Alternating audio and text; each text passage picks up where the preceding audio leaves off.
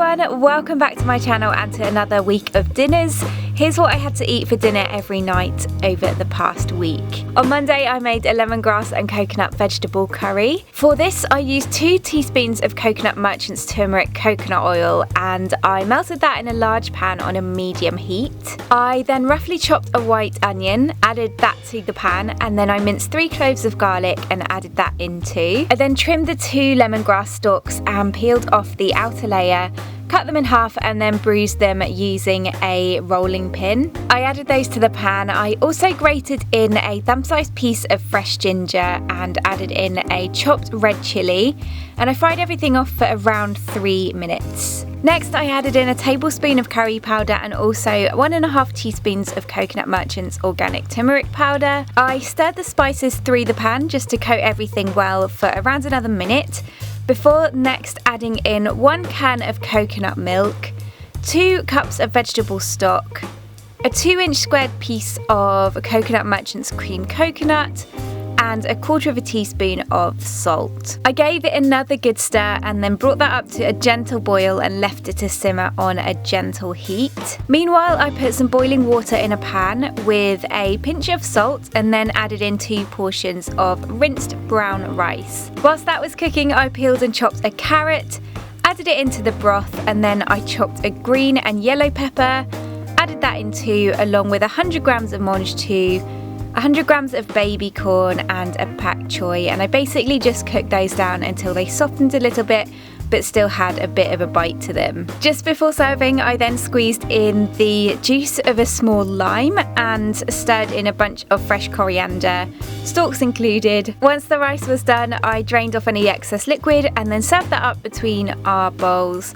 I then divided the curry on top of that. I then spooned in the broth that was left over. I love my rice saturated in broth, so the more the better. I then added on some more leftover chopped red chilli and also some fresh coriander. I also like adding another squeeze of lime over the top when it's all dished up, so I serve it with another wedge.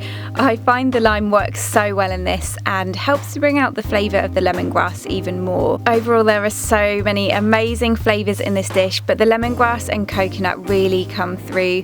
Lemongrass is one of my all-time favourite scents and tastes.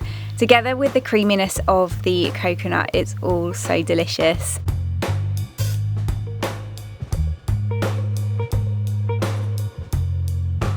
On Tuesday I made Hoisin Jackfruit Udaan noodles. For this I first added about a tablespoon of sesame oil to a pan on a medium heat.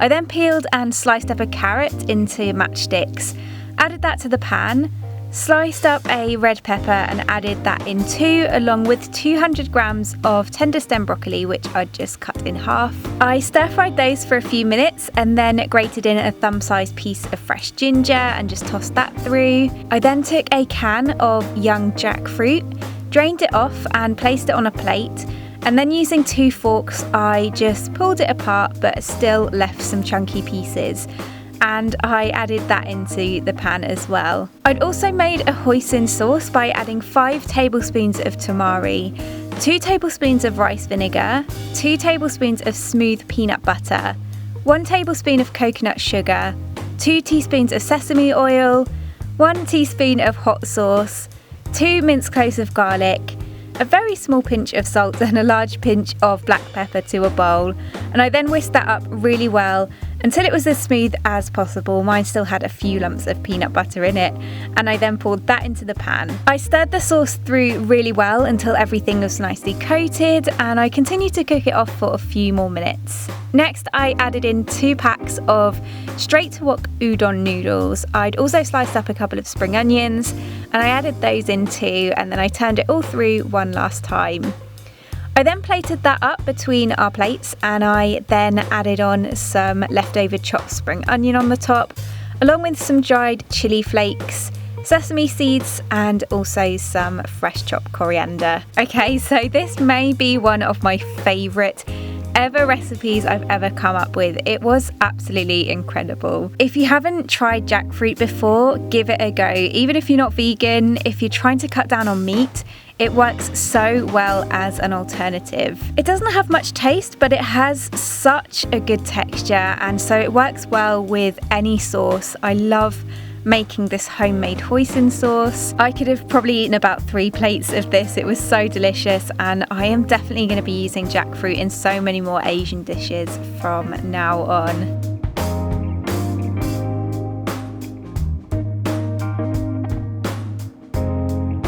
On Wednesday, I made a spicy tomato and mixed pepper orzo. I added a tablespoon of oil to a large pan on a medium heat, and then I roughly sliced a red onion and added that into the pan. I next minced 3 cloves of garlic and added that in too, and cooked it all down until it was soft. I then added in a tablespoon of smoked paprika, half a teaspoon of dried chilli flakes, and a pinch of cayenne pepper.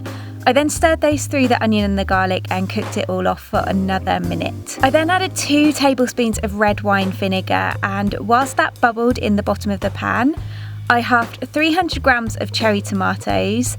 I added those to the pan along with 1 cup of jarred mixed roasted peppers, 2 cups of orzo, and 4 cups of vegetable stock.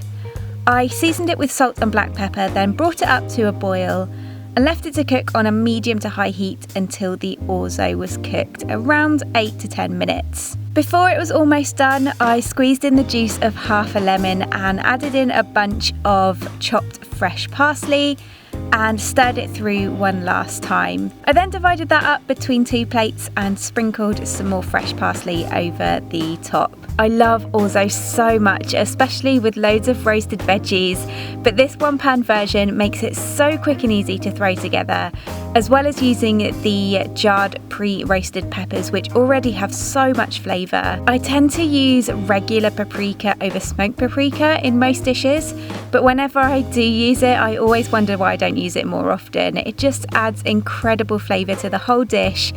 It's a really filling meal, it's comforting, and it's just the perfect autumn dinner.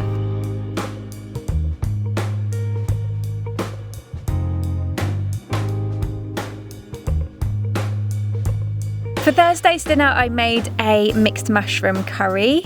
I first added 2 teaspoons of Coconut Merchant's turmeric coconut oil to a large pan. I finely diced a white onion and added that in, then minced 3 cloves of garlic and added that in as well. I also grated in a thumb-sized piece of fresh ginger, added in a chopped red chilli, and then I fried everything off together on a medium heat until soft. Next, I added in a tablespoon of curry powder, 1 teaspoon of turmeric, a teaspoon of crushed coriander seeds, 1 teaspoon of cumin, and 1 teaspoon of whole grain mustard. I then stirred the spices and the mustard through well to coat everything. And next I added in 150 grams of mixed mushrooms. So these were shiitake, oyster, and chestnut. I then also sliced up 300 grams of button mushrooms and added those in too. I stirred the mushrooms through really well to again coat those well in the spices. Next I added in a can of coconut milk, a can of chopped tomatoes, and a bunch of fresh coriander with the stalks included. These have so much flavour, so I always add the stalks in too. I stirred that through well and then seasoned with salt and black pepper. Gave it another final stir and then left it on a gentle heat.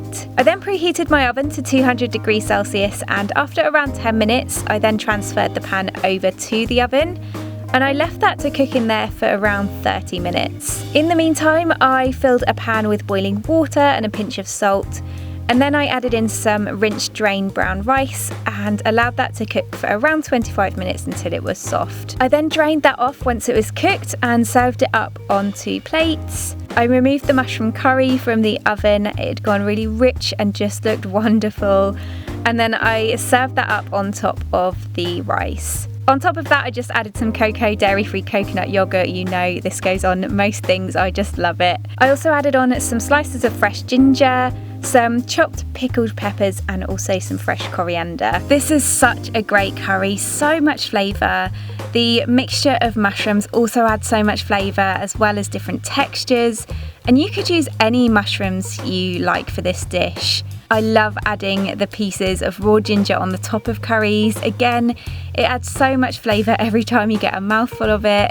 Instead of brown rice, you could serve this up with cauliflower rice. I absolutely love having cauliflower rice with curries, or wild rice works really well with mushrooms too.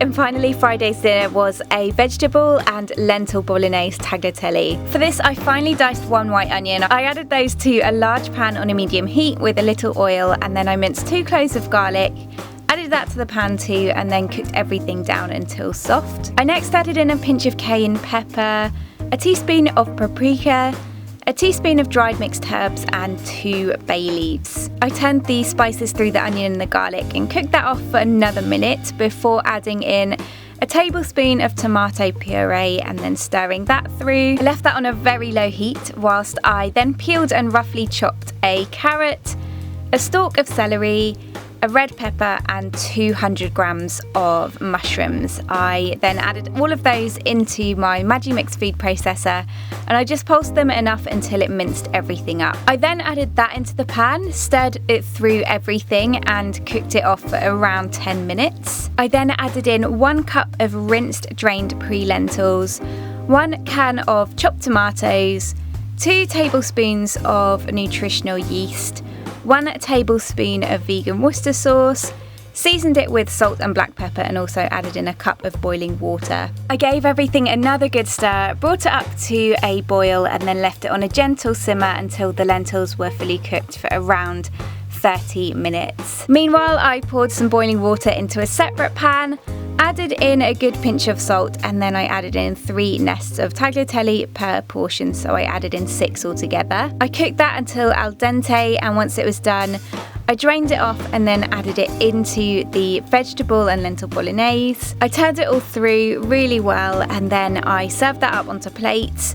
And to finish it off, I just added some fresh basil leaves over the top. I think it was only in my previous A Week of Dinners video that I shared my mushroom bolognese recipe. This is quite similar, but you pack in loads more veggies and obviously the lentils, which get in some protein. I don't often use tagliatelle, but it works really nicely with this, though you could obviously serve it with spaghetti or regular pasta as well, and instead of the pre-lentils you could always use red or green lentils too. I really hope you enjoyed another week of dinners. As always, all of the recipes are written in the description box below for you. Thank you so much for watching, and I will see you in my next video. Bye!